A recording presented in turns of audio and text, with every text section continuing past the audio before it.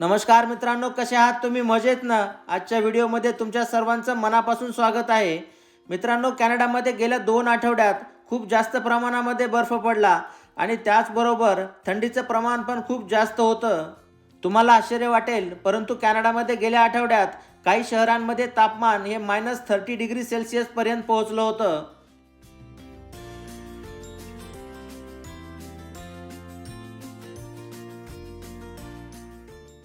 खूप कडाक्याची थंडी होती, परंतु आज बऱ्याच दिवसानंतर छान असा सूर्यप्रकाश पाहायला मिळाला.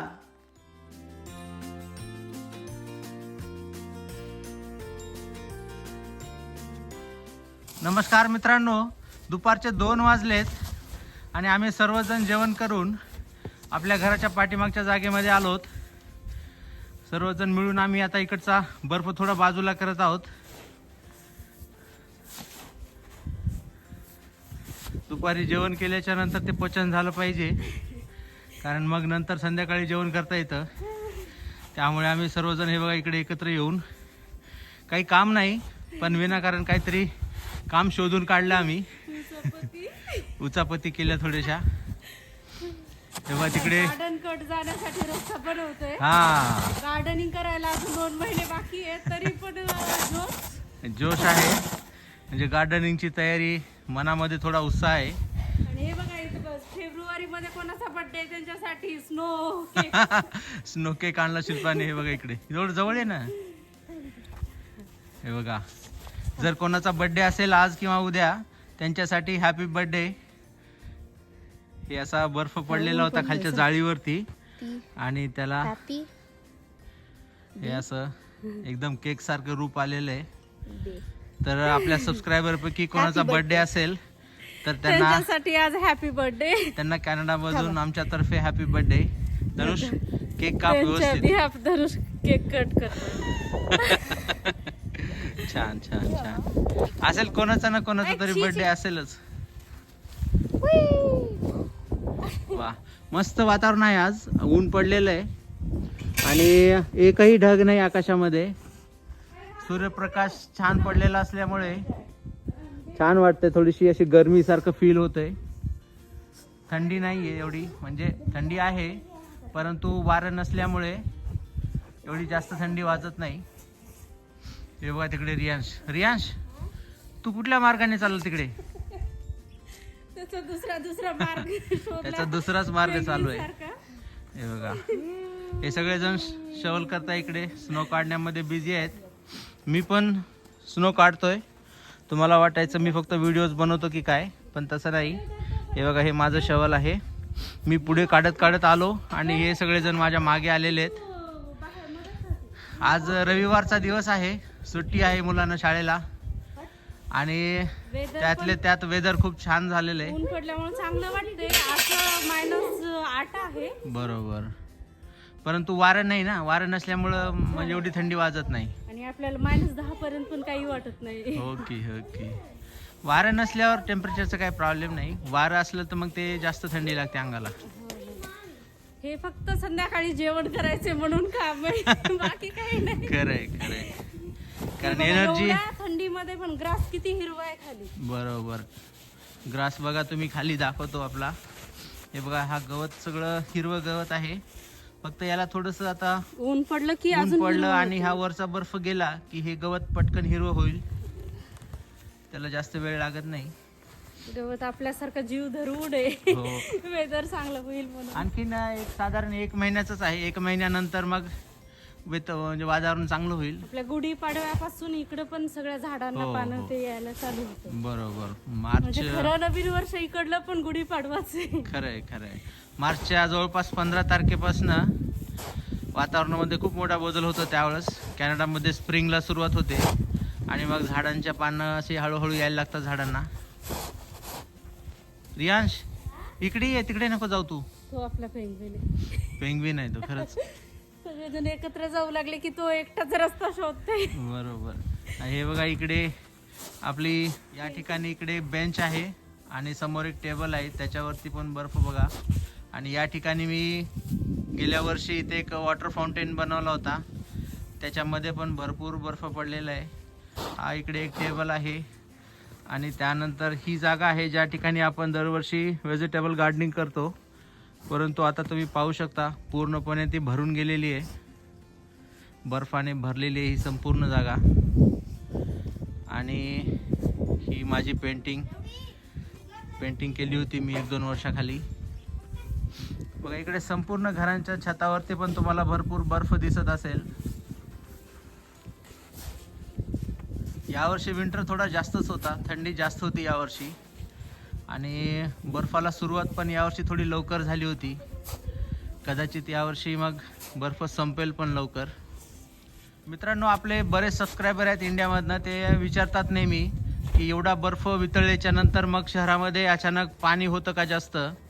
तर हा बर्फ वितळल्यावरती पाणी होतं, परंतु इकडे सिटीची जी व्यवस्था आहे, जी ड्रेनेज सिस्टम आहे, ती ड्रेनेज सिस्टम खूप चांगली आहे. त्याच्यामुळे शहरामध्ये पाणी असं जनरली कुठे साठत नाही.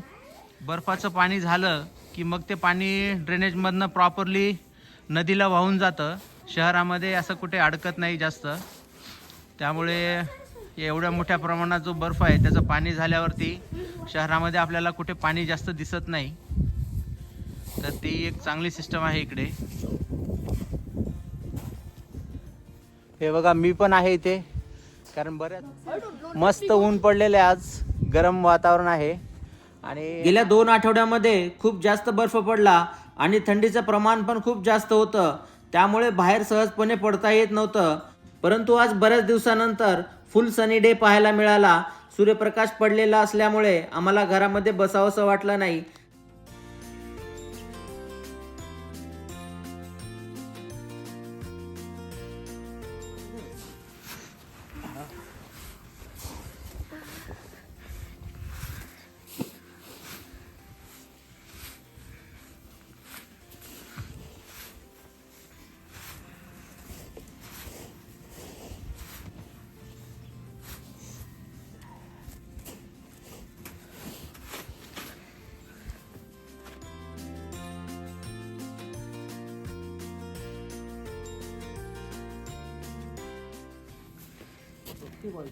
तिचं आपली जर ATV मशीन असते तर आता पण सगळं बॅकएड क्लिअर केलं असतं आपण.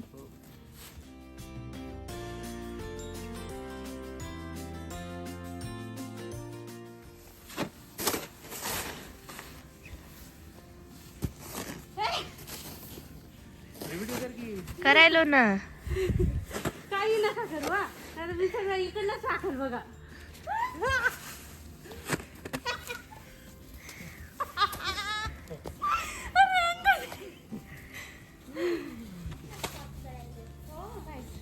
हे बघा आम्ही सर्वजण इकडे काम करतोय आणि रियांश तिकडे एकटाच त्याचा काहीतरी मार्ग शोधला त्यांनी. Riyansh, what are you doing there? ओ ये बाळा इकडे ये. मित्रांनो, आता जसं मार्च महिना जवळ येत आहे तसं आता टेम्परेचरमध्ये बराच बदल होतो आणि सूर्यप्रकाशाची जी पॉवर आहे त्याच्या पॉवरमध्ये पण थोडीशी जास्त ऊर्जा आपल्याला जाणवायला लागते. तर हे वातावरण, हां, हे आपलं तिकडे पेअरचं झाड आहे. ते तर तुम्ही गेल्या वर्षी बऱ्याच व्हिडिओमध्ये पाहिलं असेल. या ठिकाणी आपलं पेअरचं झाड आहे इथे. हां, आता त्याला आणखीन 1-2 महिन्यानंतर हळूहळू पानं यायला लागतील, नंतर फुलं येतील. यावर्षी जास्त फळं लागतील कदाचित. गेलेल्या 20-25 होते, पण एकच शेवटपर्यंत चांगला राहिला. ते झाड छोटं आहे ना, त्याची कॅपॅसिटी नाही तेवढी. आणि हे बघा इकडे हे एक असं झाड आहे, हे नेहमी हिरवं असतं 12 महिने, किती थंडी असली तरी. या झाडामध्ये बरेच चिमण्या, पक्षी, असे वेगवेगळे प्राणी पक्षी त्याच्यामध्ये बसतात जाऊन. तर ही आपल्या घराच्या पाठीमागची जागा आहे आणि या सर्व जागेमध्ये हा इतक्या जास्त प्रमाणामध्ये बर्फ साठलेला आहे इकडे.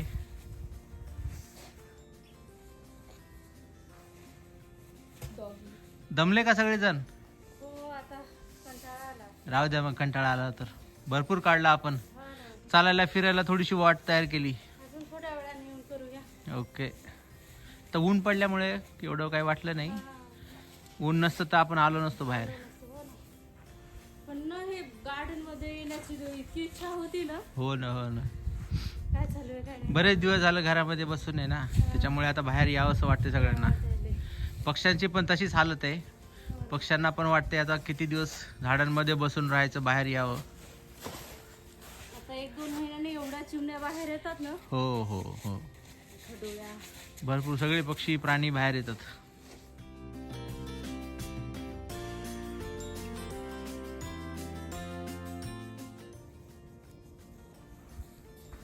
चला मग जायचं आतमध्ये. चला जाऊया. ओके. झालं आता ते शवल समोरच नेऊन ठेवावं लागते. नाही थोड्या वेळ राहू दे, नंतर मी ठेवतो बाहेर. तिथं ठेवते. हां.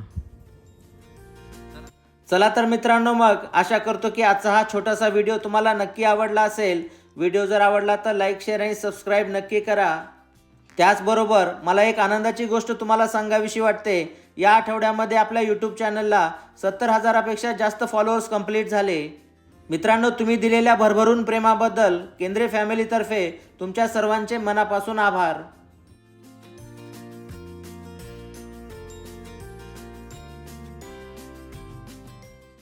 चला तर मित्रांनो, मग काळजी घ्या, मजेत राहा. आपण लवकरच भेटूया पुढच्या व्हिडिओमध्ये. तोपर्यंत बाय बाय.